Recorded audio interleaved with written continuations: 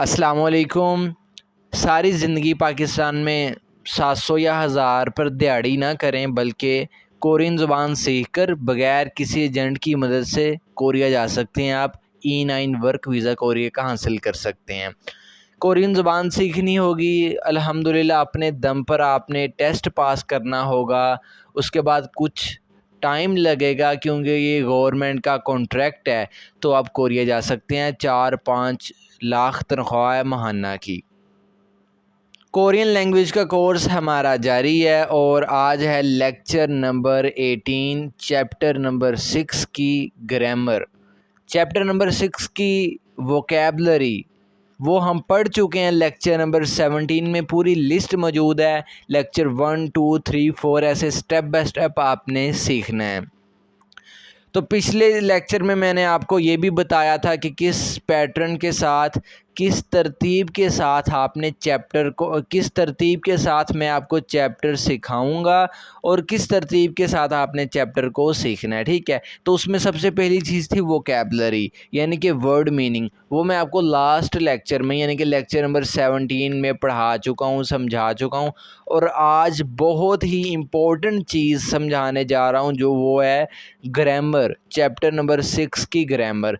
Grammar के बगैर Korean ज़ुबान कुछ नहीं है। टेस्ट नहीं पास कर सकते, आप अपना टाइम वेस्ट कर रहे हैं वो लोग जो ग्रामर के बगैर कोरियन ज़ुबान सीखने की कोशिश कर रहे हैं।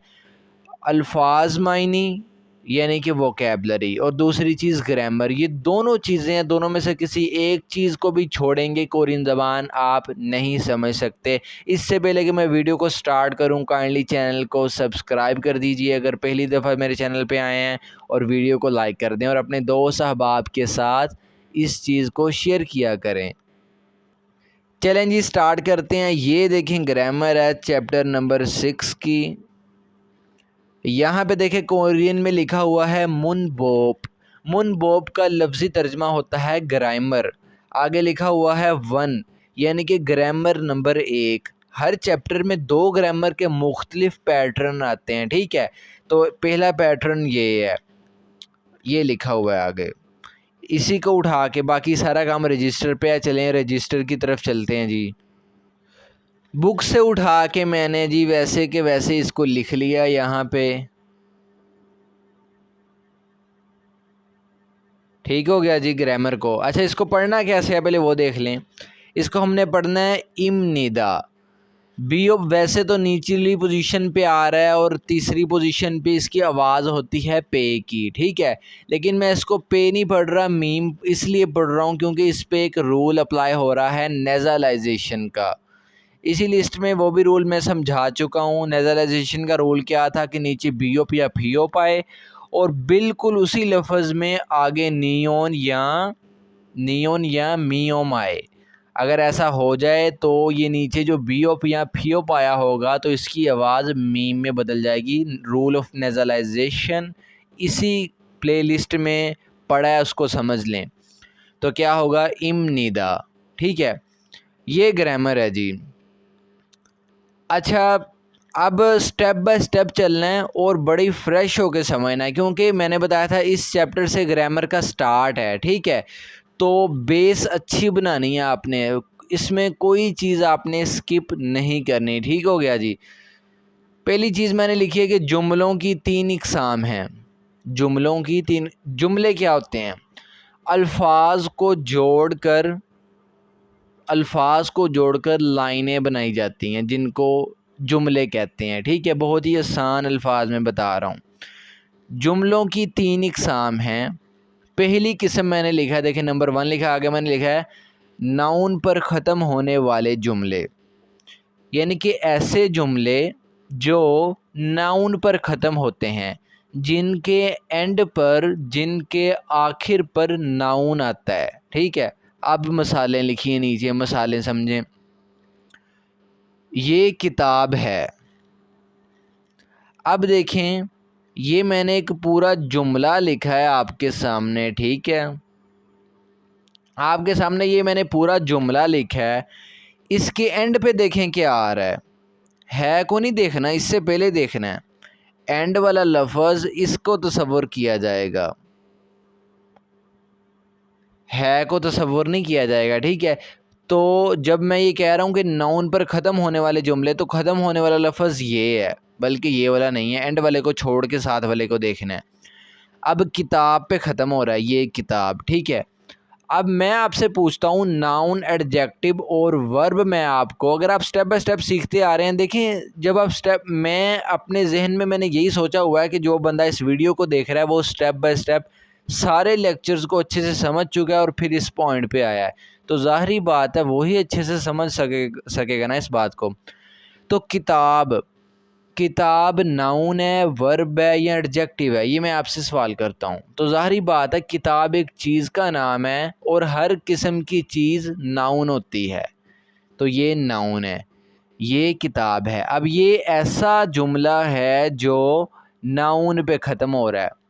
दूसरी मिसाल देखते हैं ऐसे जुमले की जो नाउन पे ख़त्म होता है। मैंने लिखा जी वो कुर्सी है। अब ये वाला जुमला किस पे ख़त्म हो रहा है? कुर्सी पे। अब कुर्सी क्या है? कुर्सी भी नाउन है। तीसरी मिसाल, वहाँ असद है। अब ये जुमला किस पे ख़त्म हो रहा है? असद पे ख़त्म हो रहा है। असद पे ये जुमला ख़त्म हो रहा है। तो असद क्या है? नाउन है, वर्ब है या एडजेक्टिव है? असद चूँकि मेरा ज़ाती नाम है अल्हम्दुलिल्लाह, और मेरा चैनल भी इसी नाम से है, असदुर्रहमान ऑफिशियल, वहाँ असद है। असद नाउन है, वर्ब है या एडजेक्टिव है? तो असद एक शख्स का नाम है और तमाम शख्स, मर्द औरत बच्चे बूढ़े, वो क्या हैं? वो नाउन होते हैं। तो ये भी जुमला नाउन पे ख़त्म हो रहा है। एंड वाली मिसाल, यहाँ मीनारे पाकिस्तान है। अब ये जुमला जो है ये ख़त्म हो रहा है मीनारे पाकिस्तान, इस पे ये जुमला ख़त्म हो रहा है। तो मीनारे पाकिस्तान क्या है? ये भी नाउन है। जुमलों की तीन इकसाम हैं। नाउन, पहली किस्म नाउन पर ख़त्म होने वाले जुमले। अब नाउन पर ख़त्म होने वाले जुमलों की मैंने 4 मिसालें दी, 1, 2, 3 और 4। ठीक हो गया, ये थी पहली किस्म जुमलों की। दूसरी किस्म पर ज़रा तवज्जो दें, वर्ब पर ख़त्म होने वाले जुमले। दूसरी किस्म जुमलों की कौन सी है? ऐसे जुमले जो वर्ब पे ख़त्म होते हैं। अब वर्ब क्या है? अच्छे से समझा चुका हूँ, ठीक है। नाउन समझाया, वर्ब समझाया और एडजेक्टिव भी आपको समझा चुका हूँ। मेक श्योर कर लें कि वो वीडियो आपने देखी है, ठीक है, उसके बाद आप इस वीडियो को देख रहे हैं। अच्छा, अब मिसालें दी हैं कुछ जुमलों की ताकि आप अच्छे से समझ सकें कि कैसे जुमले वर्ब पे ख़त्म हो रहे हैं। देखिए, मैं स्कूल जाता हूँ। अब ये जुमला ख़त्म हो रहा है इस पे, एंड वाले लफ्ज़ को नहीं देखना, उससे पहले को देखना है, जाता। इस पे ये जुमला ख़त्म हो रहा है। जाता बना है जाना से। जाना एक काम है, यानी कि वर्ब है, ठीक है। आगे देखें, वो पानी पीता है। ये जुमला ख़त्म हो, ये पूरा एक जुमला है जो ख़त्म हो रहा है इस पे, पीता। पीता बना है पीना। अब पीना क्या है? पीना नाउन है, वर्ब है या एडजेक्टिव है? तो स्ट्रेट फॉरवर्ड आपका यही जवाब होना चाहिए कि पीना जो है वो वर्ब है, ना ही ये एडजेक्टिव है, ना ही ये नाउन है। तो ये क्या है? वर्ब है। तीसरी मिसाल देखें, हम कोरियन ज़ुबान सीख रहे हैं। हम कोरियन ज़ुबान सीख रहे हैं। तो ये जुमला ख़त्म हो रहा है इस पर।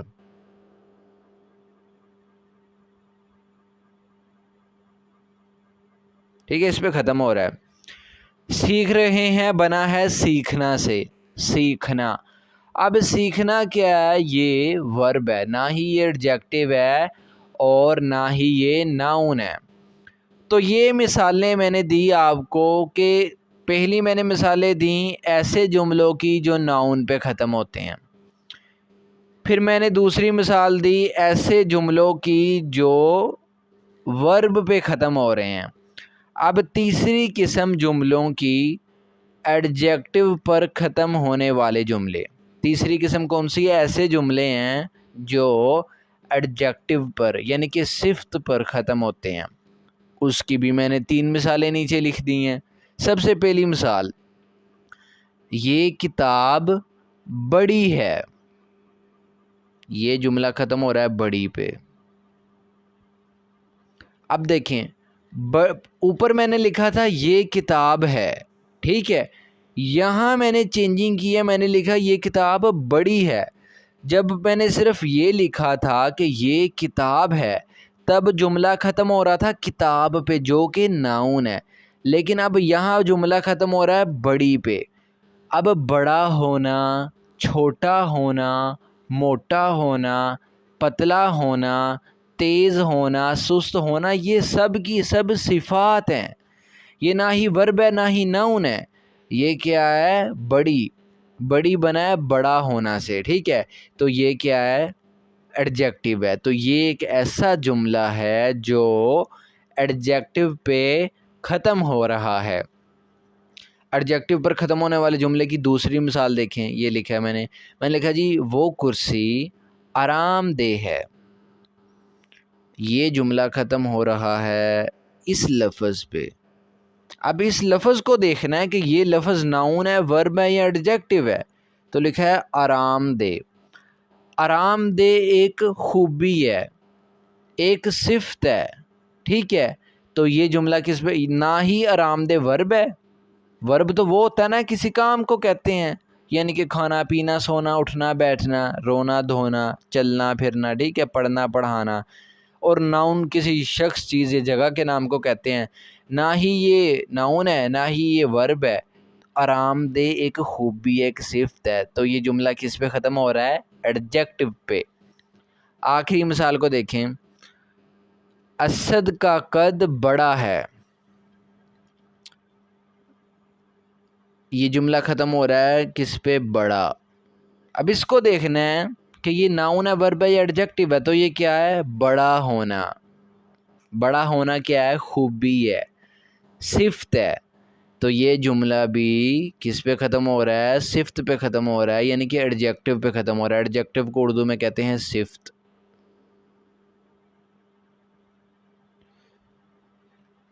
तो आप पूरी इस चीज़ का, इस पेज का रिव्यू ले लें। देखें, अगर तो पेपर में 4-5 माह पढ़े हैं तो फिर तो तसल्ली के साथ जो है आपने सीखनी है ज़बान। यानी कि पार्ट्स में अगर मेरी वीडियो बहुत लंबी हो जाती है तो आप पार्ट्स में डिवाइड कर सकते हैं, ठीक है। अभी तो खैर बिल्कुल भी लंबी नहीं हुई, ये तो छोटी सी चीज़ आपने समझी है, हो सकता है आपको पहले ही आती हो। अगर तो आपके पास 2-2.5 महीने हैं, आपको ज़्यादा भी कवर करना पड़ेगा और अच्छे से कवर करना पड़ेगा। ये तो शर्त है कि अच्छे से कवर करेंगे तो अगली चीज़ों की समझ आएगी। इन चीज़ों में अगर कमी रह गई तो जो जो आगे आता जाएगा वो आपके जहन के ऊपर से गुजरता जाएगा, ठीक है। तो अपने साथ मुखलिस बनिए, मुराद चीज़ों को स्टेप बाय स्टेप सीखें और अच्छे से सीखें। और अगर किसी भी किस्म का कोई क्वेश्चन पैदा हो रहा है सबक के बारे में तो 030572724946 इस व्हाट्सएप पे मैसेज करें। आपको मैं एक ग्रुप में ऐड करूँगा जहाँ पे मैं बजाते खुद आपके हर क्वेश्चन का, कोरियन ज़ुबान के मतलब आपके हर क्वेश्चन का जवाब भी दूंगा। अब मुझे नहीं लगता इससे ज़्यादा और सहूलत मैं कोई आपको मुझे देनी चाहिए, ये काफ़ी है। पूरे पेज का रिव्यू करता हूँ। मैंने कहा कि जो मैं समझा रहा हूँ चैप्टर नंबर 6 उसकी ग्रामर है। ग्रामर मैंने आपके सामने लिख दिया है इम्निदा, ठीक है। अब आप कहेंगे जी ये चीज़ें इसके साथ कैसे ताल्लुक़ है? अभी ताल्लुक़ बना के दिखाऊँगा, पहले देखें। मैंने कहा जुमलों की 3 इक़साम होती हैं। एक होती है नाउन पर ख़त्म होने वाले जुमले, दूसरी है वर्ब पर ख़त्म होने वाले जुमले, तीसरी है एडजेक्टिव पर ख़त्म होने वाले जुमले। नाउन पर ख़त्म होने वाले जुमलों की मैंने मिसालें दी 4, ठीक है। फिर मैंने वर्ब पर ख़त्म होने वाले जुमलों की 3 मिसालें दी। फिर मैंने सिफ्त पर यानी कि एडजेक्टिव पर ख़त्म होने वाले जुमलों की 3 मिसालें दी, ठीक हो गया। अब नेक्स्ट चलते हैं। नेक्स्ट चलने से पहले माज़रत चाहता हूँ, छोटी सी बात बताना भूल गया। कोरियन ज़ुबान में ना आपको ये 3 किस्म के जुमले मिलने हैं। या कोरियन ज़बान में कोई भी जुमला लिखा हो, या तो वो नाउन पर ख़त्म हुआ होगा, या वो वर्ब पे ख़त्म होगा, या वो एडजेक्टिव पे ख़त्म होगा, ठीक हो गया। समझाने का मकसद ये था, या वो नाउन पे ख़त्म होगा, या वो वर्ब पे ख़त्म होगा, या वो एडजेक्टिव पे ख़त्म होगा। अच्छा जी, अब इस ग्रामर की आपने ना तारीफ़ सुननी है। इस ग्रामर की जो लिखी है मैंने आपके सामने, वही ग्रामर है, चेंजिंग नहीं की, सिर्फ इसको उठा के मैंने यहाँ पे लिख लिया है। तारीफ़ समझाऊंगा, नीचे जो लिखी है 3 पॉइंट इसके बारे में बताऊंगा। बाद में जो है इंशाल्लाह वो बुक की तरफ लेके चलूँगा, उंगली पकड़ के सिखाऊंगा। पहली चीज़ मैंने लिखी है इस ग्रामर के बारे में, मैंने लिखा जी ये ग्रामर सिर्फ इन जुमलों के लिए इस्तेमाल होगी जो नाउन पे ख़त्म होते हैं। फिर से पढ़ता हूँ, ये ग्रामर सिर्फ इन जुमलों के लिए इस्तेमाल होगी जो नाउन पे ख़त्म होते हैं। ये ग्रामर हरगिज़ ऐसे जुमलों के लिए इस्तेमाल नहीं होगी जो वर्ब या एडजेक्टिव पे ख़त्म होते हैं। तो पहला पॉइंट मैंने क्या कहा, ये ग्रामर जो है सिर्फ ऐसे जुमलों के लिए है जो नाउन पे ख़त्म होने वाले हैं, वर्ब या एडजेक्टिव पे ख़त्म होने वाले ना हों, हरगिज़ ना हो। तो अब उम्मीद करता हूँ आपकी समझ में आ गया होगा कि मैंने जो आपको ये चीज़ सिखाई है, ये 3 किस्म के जुमले मैंने सिखाए हैं, नाउन पे ख़त्म होने वाले, वर्ब पे ख़त्म होने वाले, एडजेक्टिव पे ख़त्म होने वाले। तो ये जो ग्रामर है ये किस कैटेगरी में फ़ॉल करती है, ये पहली कैटेगरी में फ़ॉल करती है। दूसरी 2 कैटेगरीज़ के लिए ये ग्रामर हरगिज़ नहीं है। दूसरा पॉइंट पढ़ते हैं जी। किसी चीज़ के बारे में टेंशन नहीं लेनी, बुक पे अभी लेके जाऊंगा, हर चीज़ समझ आएगी इंशाल्लाह। मैंने लिखा जी इम्निदा, यानी कि ये वाली ग्रामर इम्निदा जहाँ भी लिखा हुआ आए तो इसका तर्जमा सिर्फ है, हैं या हूँ होगा। इस ग्रामर का तर्जमा सिर्फ 3 तर्जमे हो सकते हैं। ये किताब में आपको जहाँ कहीं भी लिखा हुआ नज़र आए, ये चीज़ आपने फ़ौरन समझ जाना है कि ये जुमला नाउन पे ख़त्म हो रहा है, ठीक है। और दूसरी चीज़ आपने ये कहनी है, आपने इसका तर्जमा या तो ये करना है, या हैं या हूँ, यानी कि इंग्लिश में इज़, आर, एम, इन तीनों में से एक तर्जमा हुआ करेगा, कभी है, कभी हैं और कभी हूँ। यानी कि कभी तर्जमा इसका ये होगा, कभी ये होगा और कभी ये होगा। अब आपके जहन में फ़ौरन से सवाल पैदा होगा कि तर्जमा इसका जी फिर तीनों में से अगर एक होना है, यानी कि ये लिखा हुआ आएगा तर्जमा ये होगा या ये होगा या ये होगा, कभी ये हुआ करेगा, कभी ये हुआ करेगा या कभी ये हुआ करेगा। आपके जहन में सवाल आएगा कि फिर ये वाला करें, ये वाला करें या ये वाला, 3 तर्जमे हैं ना इसके, तर्जमा करेंगे कौन सा इसका मतलब हम समझेंगे कौन सा। तो देखें, ये सवाल आपको ना ही करने की ज़रूरत है और ना ही मुझे बताने की, ऑटोमेटिक ये चीज़ आप समझे हुए हैं, क्योंकि हमें ये पता नहीं है, क्योंकि उर्दू ज़बान से इतना तो हम मुतारफ़ हैं कि मुझे आपको ये चीज़ बताने की ज़रूरत ही नहीं है। मिसाल के तौर पे देखिए, मैं आपको एक मिसाल देता हूँ। देखिए मैं यहाँ पे लिखता हूँ मैं असद, मैंने लिखा मैं असद। अब मैं आपको 3 ऑप्शन देता हूँ।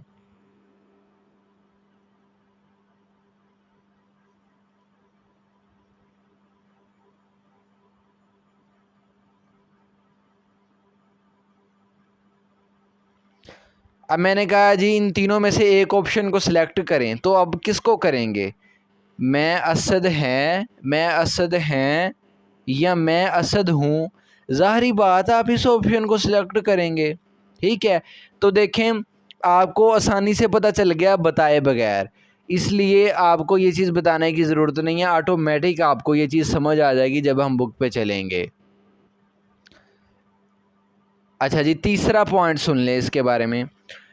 इस ग्रामर को सिर्फ़ और सिर्फ सादा जुमलों के लिए इस्तेमाल करेंगे, हरगिज़ सवालिया जुमलों के लिए इस्तेमाल नहीं करेंगे। देखिए कुछ जुमले होते हैं सादा, सादा से मुराद जिसमें कोई सवाल नहीं पूछा जाता, बिल्कुल सादा से जुमले होते हैं। जैसे मैं कहूँ कि मैं असद हूँ, ये किताब है, वो कुर्सी है, वहाँ मीनार पाकिस्तान है, ठीक है, ये होते हैं सादा जुमले। अब कुछ जुमले होते हैं सवालिया कि असद हो, वो मीनार पाकिस्तान है, ये कुर्सी है, ठीक है, ऐसे सवालिया जुमले होते हैं। तो इस ग्रामर को हमने हरगिज़ भी सवालिया जुमलों के लिए इस्तेमाल नहीं करना। ये जो ग्रामर इस्तेमाल होगी ऐसे जुमलों के लिए जो नाउन पे ख़त्म होते हैं। दूसरी चीज़ है, इस ग्रामर जब भी ये ग्रामर लिखी हुई आएगी आपने इसका तर्जमा या ये करना है या हैं या हूँ, ठीक हो गया। तीसरी चीज़, सिर्फ सादा जुमलों के लिए इसको इस्तेमाल करना है, सवालिया जुमलों के लिए इसको इस्तेमाल नहीं करना। अब डायरेक्टली आपको बुक की तरफ लेके चलता हूँ। मामूली सी चीज़ मेरे एक जहन में आई कि मैं आपको बुक की तरफ ले जाने से पहले वो रिवाइज़ करवा दूँ। देखिए लेक्चर नंबर 17 में मैंने आपको समझाया था कि ये जो 6 मार्कर हैं, 1 2 3 4 5 6, मैंने कहा था ये अगर नाउन के साथ लगे ना तो नाउन का तर्जमा नहीं बदलेगा इनके लगने की वजह से। मिसाल के तौर पे हाक सेंग, इसका मतलब है तालिबे इल्म। फ़र्ज़ करें मैंने इनमें से उठा के कोई भी इसके साथ अटैच कर देता हूँ, मैंने ये कर दिया, ठीक है। अब इसके लगने के बाद भी इसका तर्जमा तालिबे इल्म ही रहेगा, इसके लगने के बगैर भी तर्जमा तालिबे इल्म, इसके लगने के बाद भी तर्जमा तालिबे इल्म। तो इन मार्करों में से कोई भी लग जाए नाउन के साथ तो नाउन का तर्जमा नहीं बदलेगा। अब बुक की तरफ चलते हैं। अच्छा जी, बुक पे हम आ गए हैं। ये वाली ग्रामर देखें मैं आपको समझा चुका हूँ।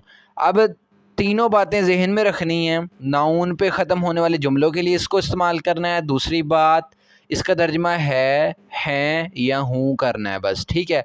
और तीसरी बात ये कि ये सिर्फ जो है सादा जुमलों के लिए इस्तेमाल होगी, हरगिज़ सवालिया जुमलों के लिए इस्तेमाल नहीं होगी कि जिन जुमलों में सवाल पूछा गया, ठीक है। अब इसको करके डायरेक्ट जो नीचे मसाले लिखी हैं ना, यानी कि मिसाल नंबर 1 और मिसाल नंबर 2, इसको पढ़ते हैं। ये जो नीचे मिसालें लिखी होती हैं ना, वो मिसालें होती हैं कि हम प्रैक्टिस करेंगे ग्रामर की, जो चीज़ मैंने समझाई है। अच्छा ये पहली लाइन हमारे किसी काम की नहीं है, इसको छोड़ दें, कोई ताल्लुक़ नहीं, इसको नहीं पढ़ना, इसको पढ़ना है। ये लिखा हुआ है खा, खा को भी छोड़ दें।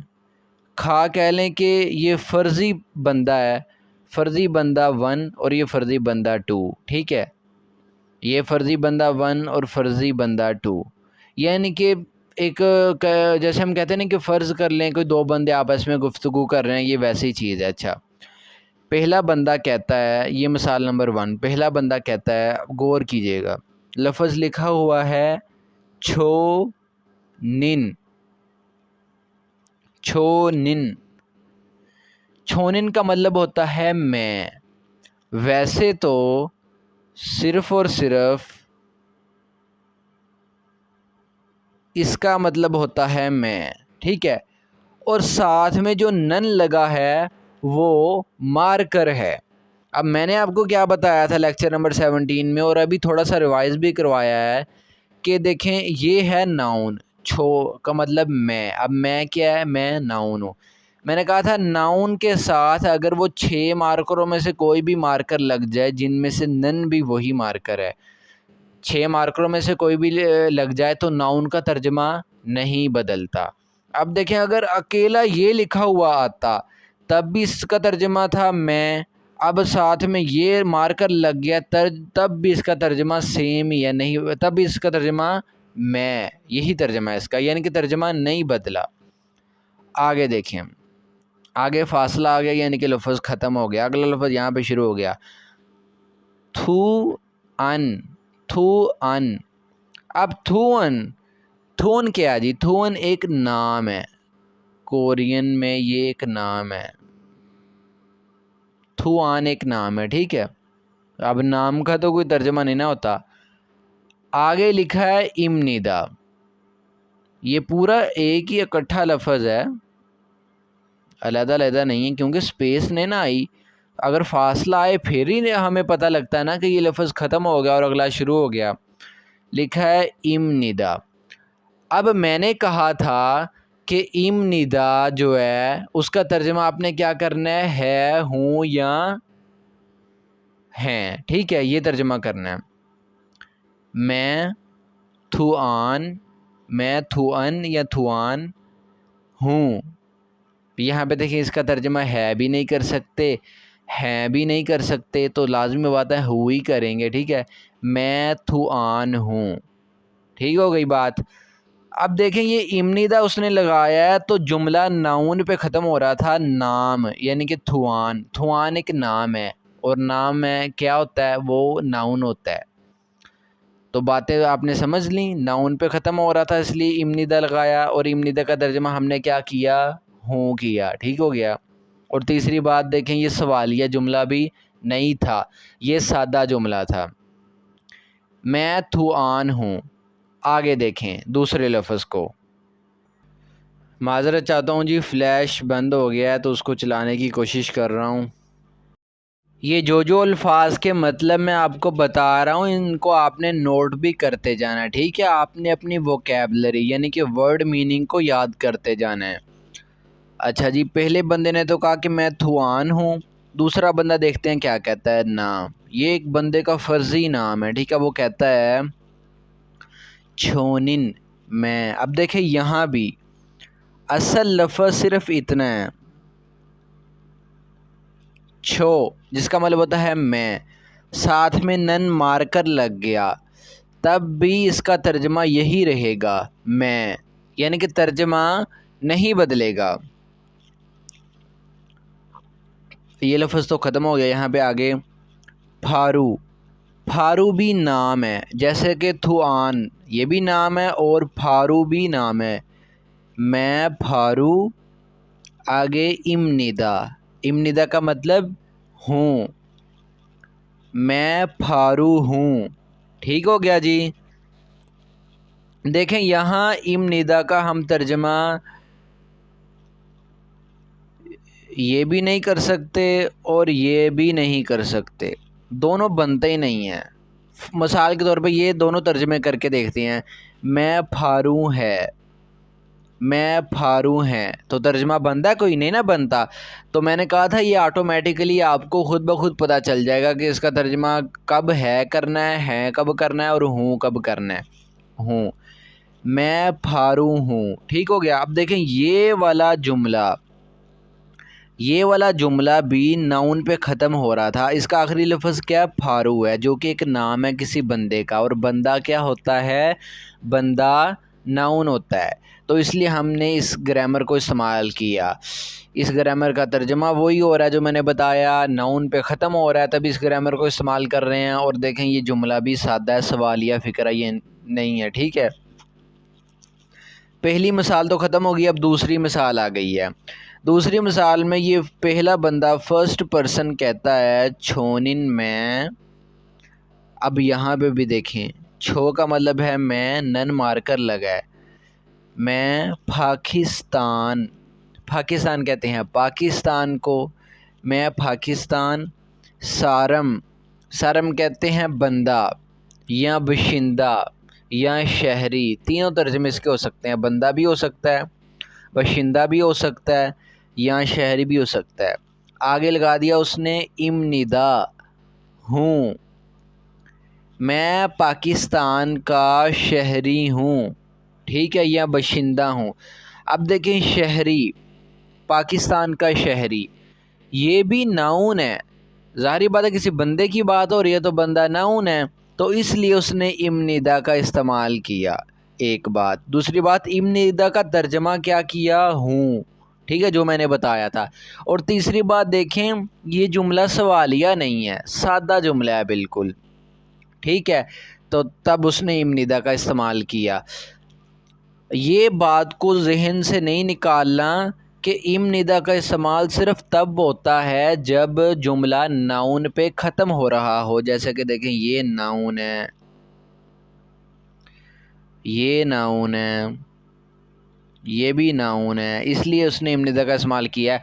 ये ना आप गलती ना कर बैठिएगा कि जो है जुमला एडजेक्टिव पे या वर्ब पे ख़त्म हो रहा हो आप तब भी इमनिदा लगा दो, नहीं, तब इमनिदा नहीं चलेगा, तब इमनिदा लगाना ही नहीं है। अच्छा, पहली मिसाल में तो बंदे ने कहा कि मैं पाकिस्तान का शहरी हूँ। दूसरा बंदा कहता है छोनिन मैं इंडोनेशिया इंडोनेशिया सारम बशिंदा, इंडोनेशिया का बशिंदा या बंदा इमनिदा हूँ। अब देखें यहाँ पे फिर नाउन पे जुमला ख़त्म हो रहा था, आखिर वाला लफ्ज़ नाउन था, इसलिए इमनिदा का इस्तेमाल किया और इमनिदा का लफ्ज़ी तर्जमा क्या किया हूँ। ठीक है, मैं इंडोनेशिया का बाशिंदा हूँ। अल्हम्दुलिल्लाह जी, हमने देखें इस चैप्टर का जो पहला ग्रामर का पैटर्न है वो हमने सीख लिया। ठीक है, अब इसी चैप्टर के दूसरे ग्रामर के पैटर्न की तरफ चलते हैं।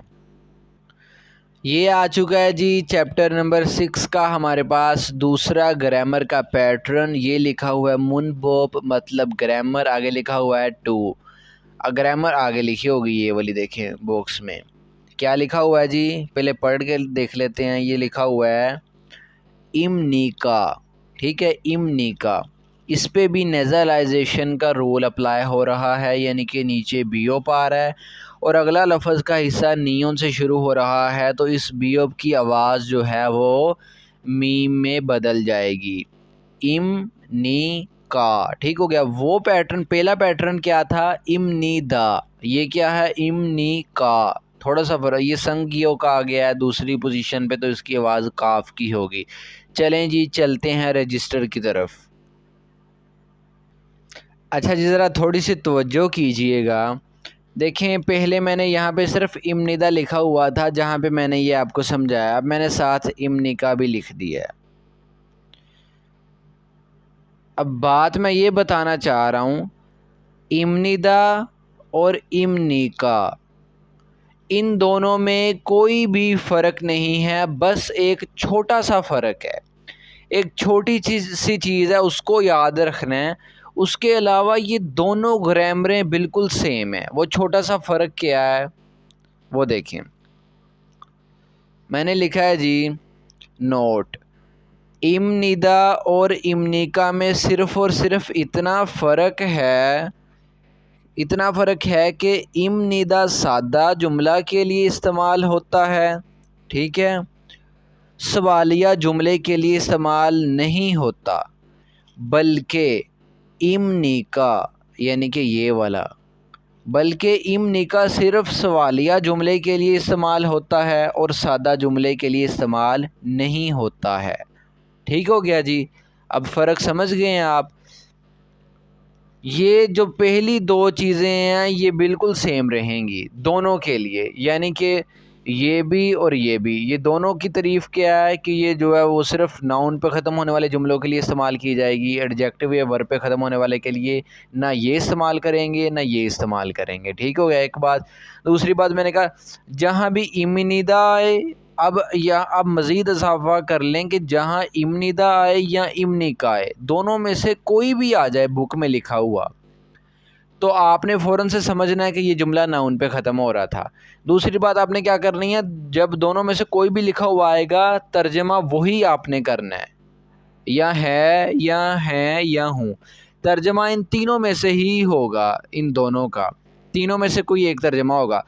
सिर्फ फ़र्क इतना है, देखें ये तीसरे पॉइंट मैंने इसके लिए लिखा था, मैंने इसको तीर का निशान भी इसकी तरफ लगा दिया है कि इस ग्रामर को सिर्फ और सिर्फ सादा जुमलों के लिए इस्तेमाल करेंगे, हरगिज़ सवालिया जुमलों के लिए इस्तेमाल नहीं करेंगे। इस ग्रामर को किस लिए इस्तेमाल करना है, सादा जुमलों के लिए, सवालिया के लिए नहीं। और इसको किस लिए करना है, सवालिया के लिए इस्तेमाल करना है, सादा के लिए नहीं करना। बाकी कोई फ़र्क नहीं है, ये भी नाउन के लिए, ये भी नाउन के लिए। जो इसका तर्जुमा है वही इसका तर्जुमा है। इसके अगर 3 तर्जुमे हैं, ये वाला, ये वाला और ये वाला, और इसके भी 3 ही हैं, ये वाला, ये वाला और ये वाला। बस ये वाला फ़र्क समझना है आपने। ठीक हो गया, आप चलते हैं डायरेक्टली बुक की तरफ। चलें जी, हमने बुक खोल ली है। देखें, जब मैंने इमनिदा की ग्रामर समझाई थी तो उसके नीचे मिसालें मैंने समझाई थी, ठीक है। अब इमनिका की ग्रामर मैंने आपको बताई है, अब इसके रिलेटेड जो नीचे मिसालें हैं वो पढ़नी हैं। ये पहली लाइन के साथ हमारा कोई भी ताल्लुक़ नहीं है, इसको छोड़ दें। ठीक है, इन मसालों को पढ़ें। इनमें 3 मसाले हैं, 1 मिसाल, 2 मिसाल और तीसरी। ठीक है, ग्रामर नंबर 2। अच्छा, ये पहला पर्सन, ये दूसरा फ़र्ज़ी पर्सन। ठीक है, पहला पर्सन कहता है हवेसा वोन। हवेसा वोन कहते हैं फैक्ट्री मुलाज़िम को। ठीक है, वो कैब में मैंने आपको पढ़ा दिया है। फैक्ट्री मुलाज़िम, आगे लिखा है इम्निका। अब इम्निका का तर्जमा क्या करना है, हैं या हूँ, तीनों में से ये तर्जमा करना है। तो इसका तर्जमा यहाँ पे हम करेंगे हूँ। सबसे पहली तो आप बात देखें ये छोटा सा जुमला था। अच्छा, एक छोटी सी बात ये भी समझ लें, जो कोरियन लोग हैं ना, वो जब किसी से क्वेश्चन पूछते हैं तो वो पूरा क्वेश्चन नहीं पूछते। यानी कि मिसाल के तौर पे अगर किसी से उन्होंने पूछना होगा कि फैक्ट्री मुलाज़िम हो, तो वो ऐसा नहीं कहेंगे कि क्या तुम फैक्ट्री मुलाज़िम हो, नहीं, बल्कि वो डायरेक्टली बात करते हैं। वो कहते हैं फैक्ट्री मुलाज़िम हो। ठीक है, ऐसे शॉर्ट सी बात वो करते हैं, यही उनका सवालिया अंदाज़ है। ठीक है, अब मिसाल के तौर पे देखें, जब हम अपनी ज़ुबान में सवाल पूछते हैं, मैं पूछता हूँ क्या तुम पानी पी रहे हो, वो ऐसा नहीं पूछेंगे, वो पूछेंगे पानी पी रहे हो, यानी कि टू द पॉइंट, डायरेक्टली। इसलिए उसने कहा कि हफेसा वोन फैक्ट्री मुलाज़म इम्निका हो। ये इम्निका का यहाँ तर्जमा क्या होगा, हो या हूँ सेम ही चीज़ होती है। ठीक है, ये नून गुना मैंने नहीं डाला, ये मैंने काटा है क्योंकि ये सवालिया के लिए है। इसको मिटा देते हैं। अब ये छोटा सा जुमला जो है, इसका आखिरी लफ्ज़ ये है, अनफॉर्चुनेटली पहला भी यही है और आखिरी भी यही है। और ये क्या है, ये नाउन है। ठीक है, देखिए नाउन पे ख़त्म हो रहा था इसलिए उसने इम्निका का इस्तेमाल किया, लेकिन सवालिया फ़िक्रा था इस वजह से उसने इम्निका लगाया है। अगर सवालिया फ़िक्रा ना होता तो वो इम्निदा लगा देता। ठीक है, लेकिन सवालिया फ़िक्रा इसलिए उसने इम्निका लगाया है। दूसरा बंदा, ये जो ना लिखा हुआ है, ये फ़र्ज़ी बंदा है दूसरा। ये कहता है ने का मतलब होता है हाँ, यस। हवेसा वोन फैक्ट्री मुलाज़म इम्निदा हूँ। आप देखें, जब उसने सवाल पूछा पहले बंदे ने कि फैक्ट्री मुलाज़म हो, तो उसने इम्निका का इस्तेमाल किया। लेकिन जब अगले बंदे ने सादा जुमला बोला, यानी कि जवाब दिया, सवालिया फ़िक्रा नहीं बोला, सादा उसने जवाब दिया कि हाँ फैक्ट्री मुलाज़म हूँ, तब उसने इम्निदा का इस्तेमाल किया। ठीक है, तो देखें ये दूसरा जुमला सवालिया नहीं था, इस वजह से इम्निदा लगाया, लेकिन पहला जुमला सवालिया था, इस वजह से उसने इम्निका लगाया। लेकिन एक चीज़ दोनों में सेम है, ये भी नाउन पे ख़त्म हो रहा है और ये भी नाउन पे ख़त्म हो रहा है। देख लें, दोनों का आखिर वाला लफ्ज़ नाउन है, तो ये बात नहीं आपने भूलनी, नाउन पे ख़त्म होगा तब ही इम्निदा या इम्निका का इस्तेमाल करना है। दूसरी मिसाल को पढ़ते हैं। दूसरी मिसाल में ये नंबर 1 पर्सन कहता है सोन सेंग निम। सोन सेंग निम कहते हैं टीचर को, उस्ताद को। आगे कहता है इम्निका। अब इम्निका जब लगे तो फ़ौरन समझ जाया करें कि ये सवालिया फ़िक्रा है, नाउन पे ख़त्म होने वाला जुमला था और सवालिया था। ठीक है, टीचर हो। ठीक है, इम्निका का मतलब यहाँ पे ना ही है होगा ना ही हैं होगा, बल्कि क्या होगा, हो। नून गुना डालें या ना डालें आपकी मर्ज़ी, कोई मसला नहीं। टीचर हो, वो बंदा जवाब देता है, ये वाला बंदा जवाब देता है, फ़र्ज़ी पर्सन कहता है आनियो। आनियो का मतलब होता है नहीं, नो।